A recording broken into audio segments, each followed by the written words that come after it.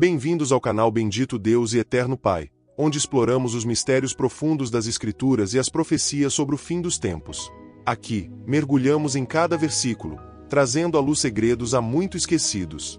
Prepare-se para uma jornada de revelações, onde o passado sagrado encontra o futuro desconhecido. Inscreva-se e ative as notificações, pois o que você descobrirá aqui poderá mudar sua percepção para sempre. Eu devo dizer que, nas últimas semanas, estou perplexo com a quantidade de falsidades que vi as pessoas acreditarem.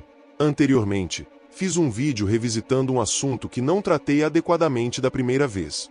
Ao lidar com tudo isso, percebi que não há discussão suficiente sobre a verdade do que nosso Pai prometeu. Neste momento, parece que nas redes sociais a tendência é falar sobre teorias da conspiração. As pessoas falam sobre teorias da conspiração o dia todo. Não há nada além de confusão neste mundo, mas não há conversa suficiente sobre a verdade do que nosso Pai realmente proclamou. Você vê, sabemos que a tribulação está chegando, mas a maioria não sabe o que nosso Pai proclamou, e por isso é importante discutirmos isso no mainstream.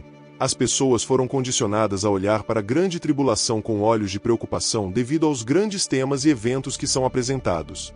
Quero dizer, é verdade que há muito para se pensar quando reconhecemos toda essa profecia e o fato de que estamos vivendo esses eventos se desenrolando diante de nossos olhos. Quero dizer, temos a ascensão do governo mundial e de uma moeda mundial. Temos a ascensão do anticristo, que tentará nos perseguir. Temos a marca da besta, e todos sabemos como as pessoas estavam alarmadas e nervosas com essa parte da profecia, quando as pessoas afirmavam que a solução que estavam injetando no mundo alguns anos atrás era a marca da besta. Temos a religião mundial que está por vir, onde todos adorarão a besta, e literalmente temos que ir contra tudo isso. O tempo da grande tribulação é um tempo em que haverá fome, terremotos, guerras e conflitos maiores, incêndios, pragas e diferentes julgamentos que virão sobre os ímpios. E assim, todos esses pensamentos podem ser um pouco esmagadores. Agora, com tudo isso dito, há uma grande quantidade de pessoas que pelo menos acreditam nos últimos tempos e na profecia bíblica. Eles estão bastante cientes de todos esses desafios que mencionei há um minuto, mas ironicamente, onde a confusão se instala é na promessa do reino milenar. A maioria das pessoas não entende ou não sabe o que realmente nos espera. Vamos para o céu após a tribulação? O que exatamente é o reino milenar? Quem estará lá? Quais são exatamente as promessas de Abraão?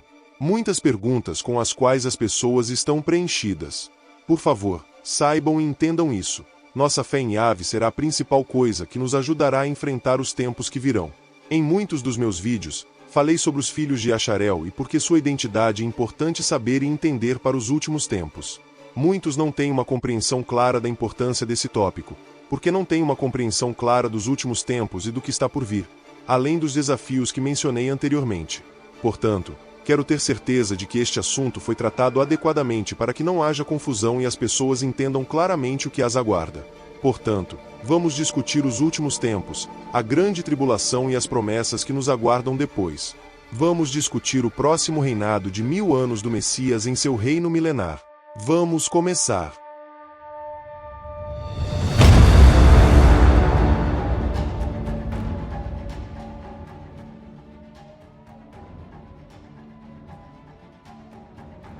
Para este tópico, começaremos do princípio, porque é importante ter uma base da verdade para entender os tópicos bíblicos. Muitas pessoas só querem pular para os livros de Apocalipse e entender a profecia bíblica a partir daí, mas essa é exatamente a razão pela qual tantas pessoas não a compreendem.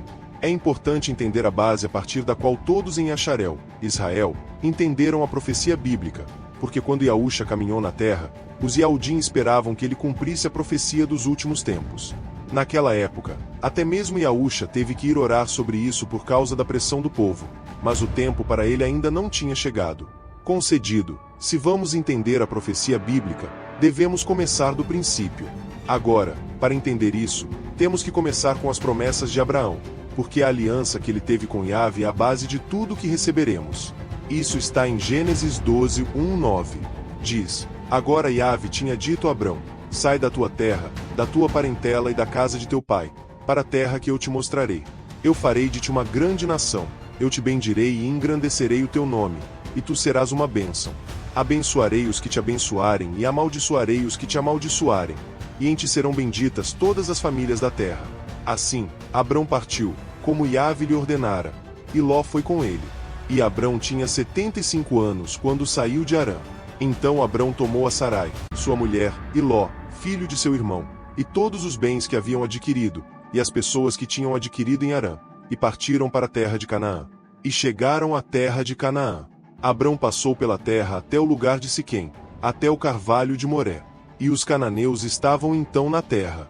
Então Iave apareceu a Abrão e disse: A tua descendência darei esta terra. E ali edificou um altar a Iave, que lhe apareceu. E moveu-se dali para a montanha ao oriente de Betel e armou sua tenda, tendo Betel ao ocidente e Ai ao oriente. E edificou ali um altar a Iave e invocou o nome de Iave.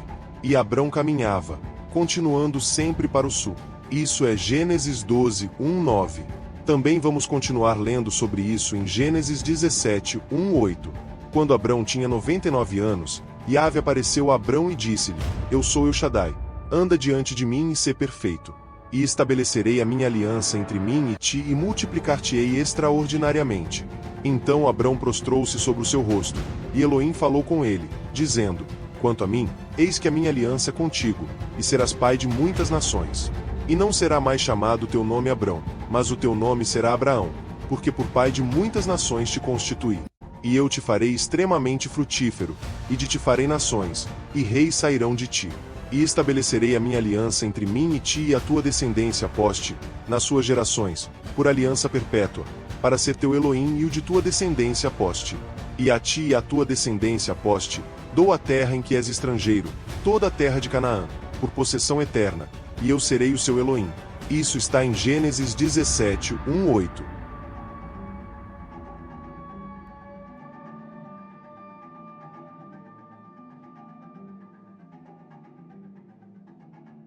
Você vê, está é a base da primeira compreensão. Esta foi a promessa de Abraão, a aliança abraâmica. Havia 4 promessas: a promessa de um descendente, 2 de terra, 3 uma bênção para o próprio Abrão e 4 a bênção das nações através de Abrão. E assim, a terra em que Abrão estava é a terra prometida que foi prometida aos descendentes de Abraão. Abraão recebeu um filho, e essas bênçãos e promessas foram passadas primeiro para seu filho Isaque e depois para o filho de Isaque, o neto de Abraão, Jacó. Jacó teve 12 filhos e as bênçãos foram passadas para os 12 filhos e seus descendentes em igual medida. Agora, houve mais tarde algumas mudanças nisso, com Levi se tornando sacerdote e os filhos de José se tornando suas próprias tribos, recebendo as bênçãos e as promessas.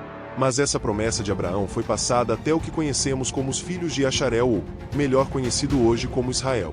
Neste ministério, uso mais a tradução hebraica do nome, para não confundir essas pessoas com os revividos dos tempos modernos, apenas para que você entenda isso, tá bom? Então, de volta às promessas. Além de Abraão ser abençoado, houve outra promessa feita a ele, que foi a bênção das outras nações através dele. E essa parte da promessa precisa ser lembrada por um momento, porque isso ainda não aconteceu até chegarmos ao Messias. É importante, portanto, mencioná-la para que você não a esqueça. Agora, em referência à promessa dos descendentes de Abraão, para que essa última promessa sobre as nações serem abençoadas através de Abraão aconteça, os descendentes de Abraão passaram por uma grande quantidade de história. Há a conhecida história de Acharel, que já passei várias vezes em diferentes vídeos, então não vou me aprofundar nisso.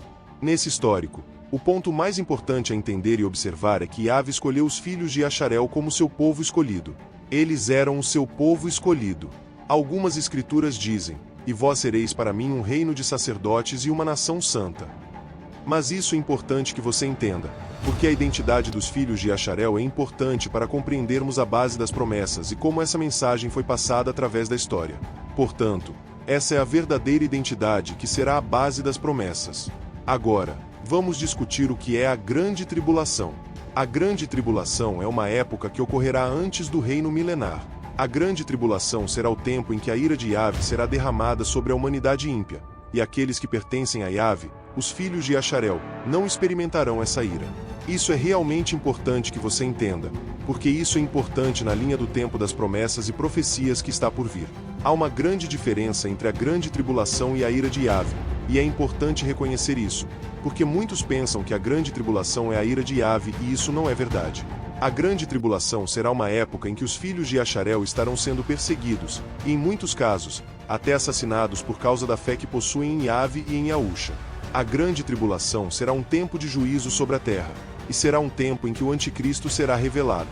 Muitos vão testemunhar isso. Isso não é um evento de um dia, mas uma época. Este será um tempo de provação, mas é importante lembrar que não é a ira de Yahvé. Então, quem é o anticristo? O anticristo é um ser humano que se levantará em um tempo de grande crise. O anticristo terá um espírito maligno, e ele se levantará como um salvador. Ele surgirá para dar soluções, mas ele não é Yahvé. Ele não é o Messias. A palavra de Yahvé nos adverte que não devemos acreditar nas mentiras. A profecia bíblica diz que o anticristo será um falso Messias.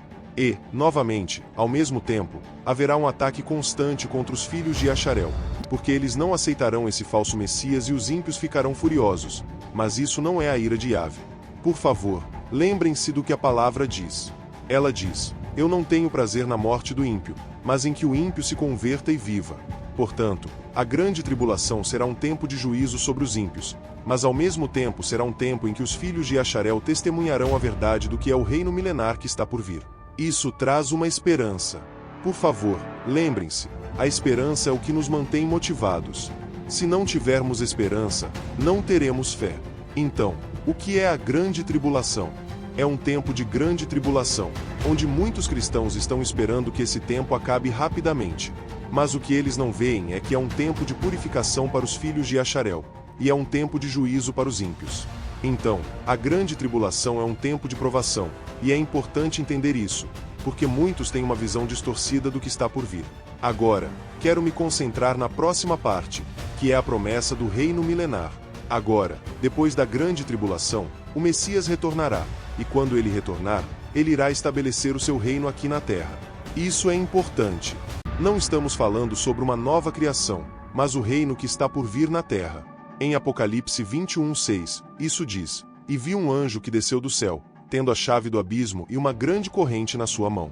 E aprisionou o dragão, a antiga serpente, que é o diabo e Satanás, e o lançou no abismo, e ali o enclausurou e pôs um selo sobre ele, para que não enganasse mais as nações, até que os 1000 anos se completassem. E depois disso é necessário que seja solto por um pouco de tempo. E vi tronos, e assentaram-se sobre eles, e foi-lhes dado poder de julgar. E vi as almas dos que foram decapitados por causa do testemunho de Yahusha e por causa da palavra de Yahvé, e os que não adoraram a besta nem a sua imagem, e que não receberam o sinal na testa e na mão, e viveram e reinaram com o Messias por 1000 anos.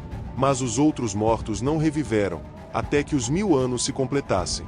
Esta é a primeira ressurreição. Bem-aventurado e santo é aquele que tem parte na primeira ressurreição. Sobre estes a segunda morte não tem poder, mas serão sacerdotes de Yahvé e de Messias e reinarão com ele por 1000 anos. Então, o que podemos concluir a partir desse trecho? Essa é a promessa do reino milenar. O reino milenar será um reinado literal na terra. É importante entender que o reino milenar será um tempo de paz, e não será um tempo em que o ímpio reinará. Não será um tempo em que o anticristo estará reinando. Não, não, não. Isso será um tempo em que Yahusha reinará, e ele reinará em justiça. Portanto, o que sabemos? Quando Yahusha voltar, ele retornará como o Rei dos Reis. E este será um tempo de paz, e o que é mais importante é que haverá um tempo de restauração. Ele restaurará todas as coisas. Ele restaurará a terra, e ele restaurará todas as promessas que foram feitas. Ele estabelecerá um governo justo, e não haverá injustiça nem opressão, e o mundo verá a luz do reino de Yahvé. É importante que você entenda isso, porque isso traz esperança. Quando você entende o que está por vir, você pode se manter firme durante a grande tribulação. A promessa é que haverá um tempo em que Yahvé trará paz e restauração. Ele trará a verdade do que é o reino milenar. Portanto, lembre-se do que está por vir.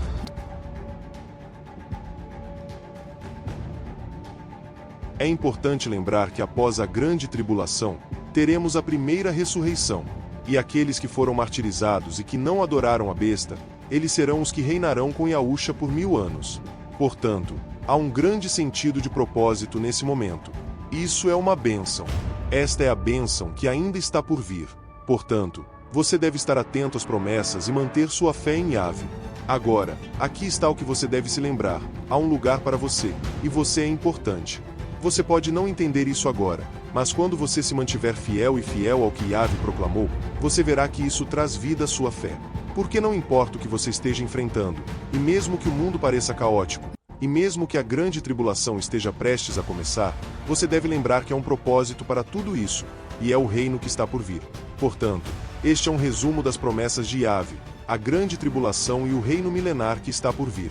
Espero que isso traga esperança e encorajamento a você, e que você continue firme na sua fé em Yahvé.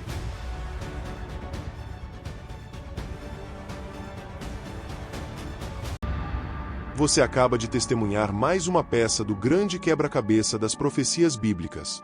As promessas de Abraão são apenas o começo dessa revelação divina. Se este conteúdo tocou você, não se esqueça de deixar seu comentário e compartilhar com aqueles que buscam a verdade. Continue conosco, pois as revelações não param por aqui. Até o próximo episódio, e que o bendito Deus e Eterno Pai continue guiando nossos passos para a luz da verdade.